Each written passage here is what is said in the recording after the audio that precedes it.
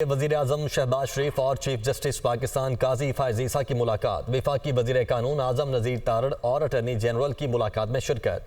Justice Mansoor Ali Shah भी मुलाकात में शरीक हुए। मुलाकात 1 घंटा 25 मिनट तक जारी रही तो वज़ीर आज़म शहबाज शरीफ और चीफ जस्टिस पाकिस्तान काजी फायज़ ईसा की मुलाकात हुई।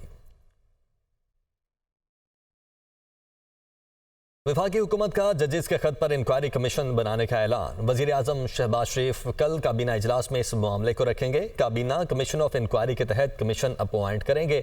सुप्रीम कोर्ट के सीनियर तरीन रिटायर्ड जज के नामों पर गौर के बाद कमीशन बनाया जाएगा।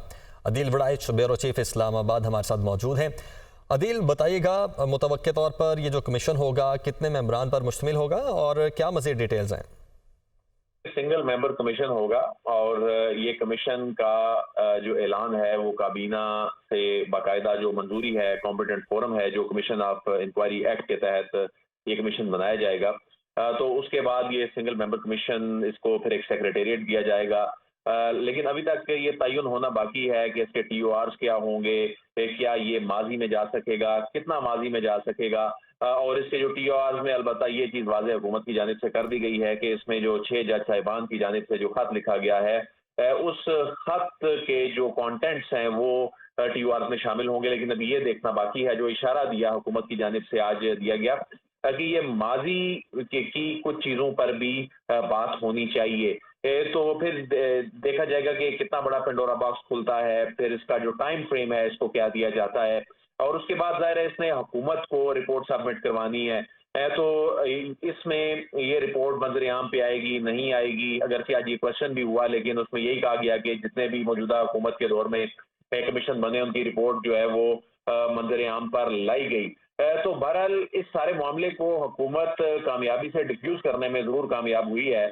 उसकी रीज़न ये है कि एक ये तासुर दिया जा रहा था कुछ हलकों की जानिब से कि जो 6 जज साहिबान ने खत लिख दिया है और इसमें कोई तूफान आ गया है, कोई भूचाल आ गया है। लेकिन इस सारी सिचुएशन में अदलिया को एतमाद में लेने के बाद जो प्राइम मिनिस्टर ने इस सारे मामले की इसकी नज़ाकत को भांपते हुए बड़े बेहतरीन तरीके से उसको मैनेज करते हुए उसको एक किस्म का डिफ्यूज कर दिया कि इसका एक कानून मौजूद है, उस कानून के तहत एक कमीशन जो है वो बनाया जाए, वो इसकी तहकीकात करे, ना कि 184(3) के तहत सुप्रीम कोर्ट ऑफ पाकिस्तान माजी की तरह इन मामलात को टेकअप करे और टेकअप करे। ठीक है अदील, आप साथ रहिएगा। हमारे साथ इस वक्त माहिर कानून शाइक उस्मानी साहब और राजा खालिद साहब भी मौजूद हैं।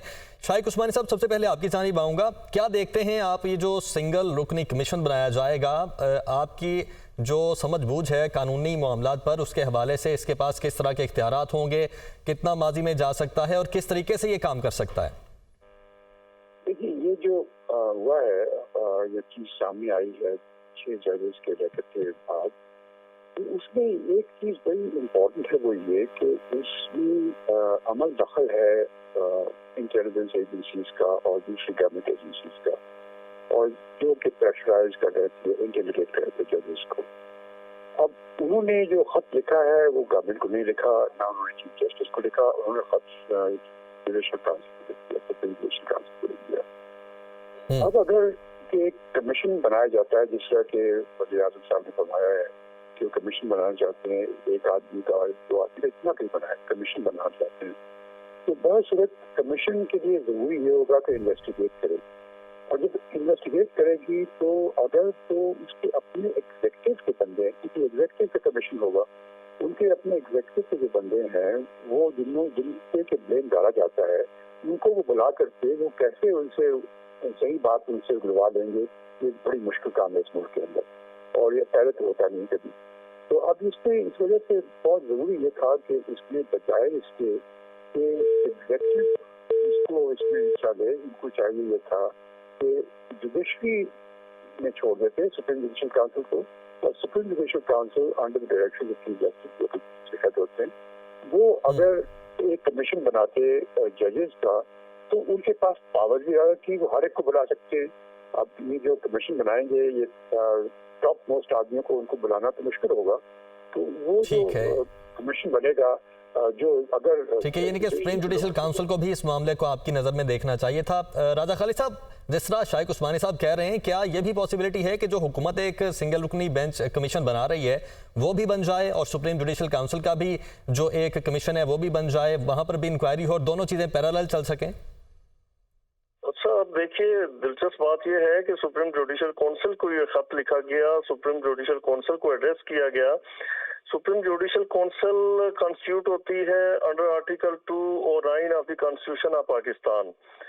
उसके जो सब आर्टिकल है 5, जो सब क्लॉज 5 है, उसके तहत किसी भी जज के कंडक्ट को या जो हमारे स्पोज के बाकी आईनी अदारे हैं लाइक चीफ इलेक्शन कमिश्नर है, ऑडिटर जनरल ऑफ पाकिस्तान है, इनके कंडक्ट को इंक्वायर कर सकती है सुप्रीम जुडिशल काउंसिल।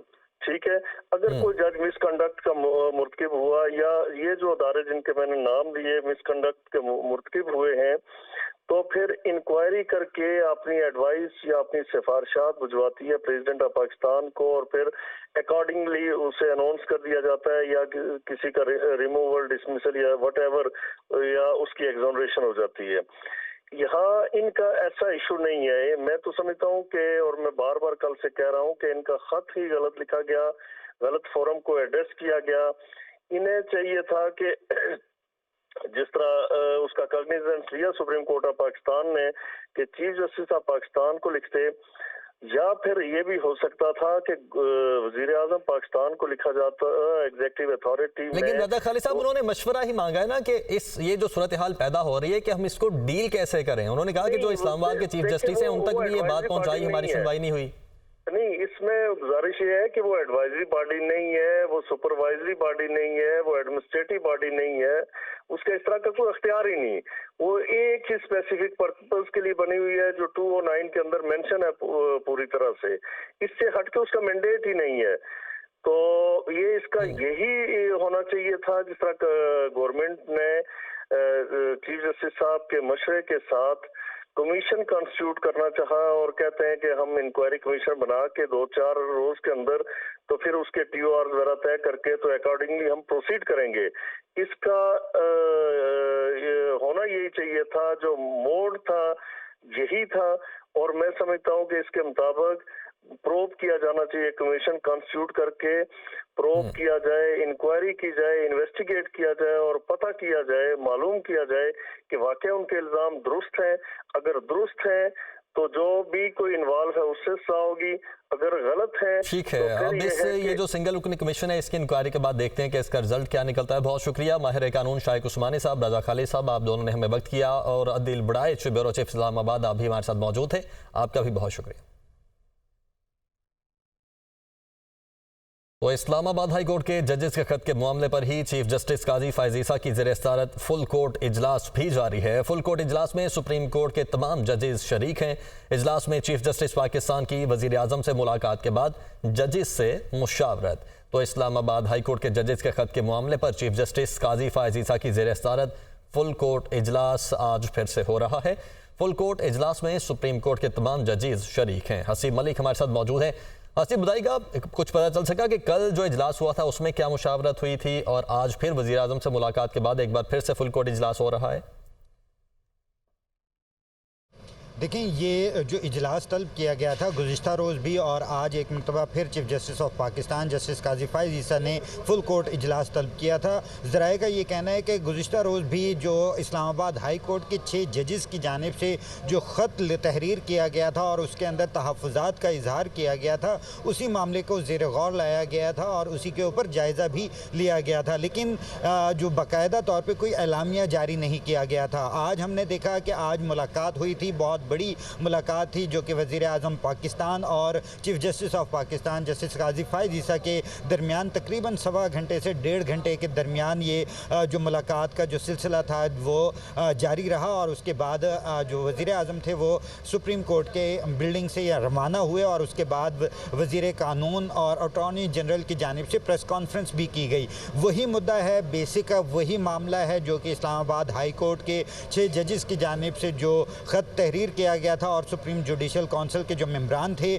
उनको वो अरसाल किया गया था, तमाम मेंबरान को। उसी के ऊपर गुज़िश्ता रोज़ भी chief justice of Pakistan justice Qazi Faez Isa की जानिब से फुल कोर्ट इजलास तलब किया गया था और आज भी फुल कोर्ट इजलास तलब किया गया था और उसके ऊपर जो इजलास है वो इस वक्त भी जारी है। इस इजलास के अंदर सुप्रीम कोर्ट के तमाम जो जजेज़ हैं वो इसमें शरीक हुए हैं और मुमकिन तौर पे ज़राए का यही कहना है कि आज भी वही मेन मुद्दा है जो कि इस्लामाबाद ठीक है, उसी मामले पर बात हो रही है। बहुत शुक्रिया हसीब आपका। पाकिस्तान बार काउंसिल के 6 मेंबरान का चेयरमैन को खत। मेंबरान ने पाकिस्तान बार काउंसिल का फौरी इजलास बुलाने का मुतालबा कर दिया है। इस्लामाबाद हाई कोर्ट के जजेस के खत पर अज़कुर नोटिस का भी मुतालबा किया गया है। तो पाकिस्तान बार काउंसिल के 6 मेंबरान ने चेयरमैन को खत लिखा है और मेंबरान ने पाकिस्तान बार काउंसिल का फौरी इजलास बुलाने का मुतालबा किया है। चेयरमैन पीटीआई बैरिस्टर गौहर अली खान कहते हैं कि अडयाला जेल में बानी पीटीआई से 45 मिनट तक मीटिंग हुई। बानी पीटीआई ने कहा कि हम अदलिया के साथ खड़े हैं। इतवार को पेशावर में रैली निकालेंगे जिसका मकसद अदलिया की आज़ादी और कैदी नंबर 804 की रिहाई होगा।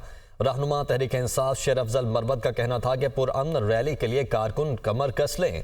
इस्लामाबाद परेड ग्राउंड में जलसा भी होगा। रावलपिंडी में मीडिया से गुफ्तगू में लतीफ़ खोसा ने कहा कि बानी पीटीआई और कारकुनों को टारगेट किया गया। 9 मई से 9 फरवरी तक ड्रामा लंदन प्लान का हिस्सा है।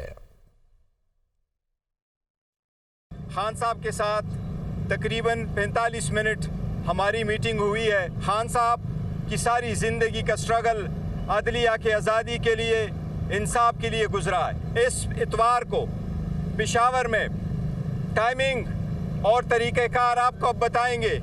2 बजे इंशाल्लाह पाकिस्तान की सबसे बड़ी रैली हम पेशावर में निकालेंगे इस इतवार के दिन। उसका एक ही मकसद होगा, अदलिया की आज़ादी और कैदी नंबर 804 की रिहाई। पुरअमन रैली होगी, आप सब कमर कस लें। और एक आखिरी बात, 6 अप्रैल को 10 बजे रात परेड ग्राउंड में पाकिस्तान तहरीक इंसाफ का अज़ीमुश्शान जलसा होगा। इस्लामाबाद और रावलपिंडी समेत खैबर पख्तूनख्वा के मुख्तलिफ इलाकों में जल्जले के झटके। पेशावर, बाजोड़, दीर, चित्राल, रुस्तम और गिरदोनवाह में भी जल्जले के झटके महसूस किए गए। जल्जले की शिद्दत 5.3 और गहराई 86 किलोमीटर थी। जल्जले का मरकज़ अफगानिस्तान और ताजिकिस्तान का सरहदी इलाका था। और जनाब, पाकिस्तान स्टॉक मार्केट में 594 पॉइंट्स का इजाफा रिकॉर्ड किया गया है। तारीख में पहली बार स्टॉक मार्केट 67,000 की सतह अबूर कर गई है। 4 रोज से मार्केट ग्रीन जोन में बंद हो रही है। 100 इंडेक्स में अब तक 2000 पॉइंट्स का इजाफा हो चुका है। तो पाकिस्तान स्टॉक मार्केट में 594 पॉइंट्स का इजाफा हुआ है। हमाद आलम कराची से हमारे साथ मौजूद हैं। हमाद, गवर्नमेंट की फॉर्मेशन के बाद और नए वज़ीर ख़ज़ाना के बाद हम ये देख रहे हैं जो उनकी जानिब से इक़दाम लिए जा रहे हैं कि जो स्टॉक मार्केट है वो बहुत अच्छा परफॉर्म कर रही है। जी, इसके साथ साथ एक और डेवलपमेंट जो है, जो कि हम IMF के जो फाइनल जो प्रोग्राम है, कर्ज प्रोग्राम में चल रहे हैं, जिसके बाद अब $1.1 अरब की कर्ज मिल जाएगी। तो IMF का जो इत्मीनान है, मुआशी जो रोड मैप है जिस पर हुकूमत चल रही, ये एक बहुत बड़े सेंटिमेंट को पॉजिटिव करने में अहम किरदार अदा कर रहे हैं। हमने मार्केट की अगर परफॉर्मेंस 1 साल का अगर आप जायज़ा लें, तकरीबन 66% मुनाफा दिखाया है पाकिस्तान स्टॉक मार्केट ने अपने इन्वेस्टर्स को। इसका मतलब ये है कि अगर किसी ने 1 साल कबल 100 रुपये स्टॉक मार्केट में लगाए थे तो औसत उसको इजाफी 66 रुपये मिल रहे हैं। और यही वजह हम देख रहे हैं कि फॉरेन इन्वेस्टर का बड़ा इंटरेस्ट स्टॉक मार्केट में बढ़ रहा है। मार्च में कल तक $16 मिलियन की जो है फॉरेनर्स ने सरमायाकारी की है, यानी फॉरेन ने स्टॉक मार्केट में शेयर खरीदे सिर्फ मार्च के महीने में। तो ये तमाम सेंटिमेंट, इसके साथ साथ जो FTSE इंडेक्स है, बैन अक़वामी इंडेक्स है, उसने पाकिस्तान का जो दर्जा है स्टॉक मार्केट का वो सेकेंडरी स्टेटस बहाल रखा है। ये तवक्को की जा रही थी कि पाकिस्तान का दर्जा नीचे हो सकता है, लेकिन उसने ये दर्जा बहाल रखा है। तो ये तमाम बातें जो है मार्केट में एक पॉजिटिव मोमेंटम कायम कर रही हैं। इसके साथ साथ इन्वेस्टर ये एक्सपेक्ट कर रहे हैं कि हुकूमत जो टैक्स रेट बढ़ाएगी उसका मकसद ये होगा कि जो एग्जिस्टिंग टैक्स पेयर्स है उन पर बोझ नहीं डाले। हुकूमत का पूरा जोर ये चलेगा कि वो रिटेल और होलसेल सेक्टर को टैक्स रेट में लाएँ। इसके साथ साथ ये बातें भी हो रही है कि एग्रीकल्चर सेक्टर को भी टैक्स रेट पर लाएंगे। तो ये तमाम बातें इंडस्ट्री के लिए पॉजिटिव सेंटिमेंट कायम कर रही हैं। फिर ये वज़ीर ख़ज़ाना ये भी कह रहे हैं कि इस माली साल के यानी इस साल के अख्तिताम तक महंगाई का जो जोर है वह कम होगा। अगर महंगाई कम होगी तो जो शरह सूद है जो बहुत पेनफुल है इस वक्त इंडस्ट्री के लिए 22% यानी 25% पर इंडस्ट्री बहाल खुद वज़ीर ख़ज़ाना का कह रहे हैं कि नहीं चल सकती। तो इसमें कमी आएगी। ये तमाम बातें मार्केट में एक बाइंग मोमेंटम कायम किए हुए हैं और उसी का ये असर है जो हमें नज़र आ रहा है। हमाद, बहुत शुक्रिया आपका।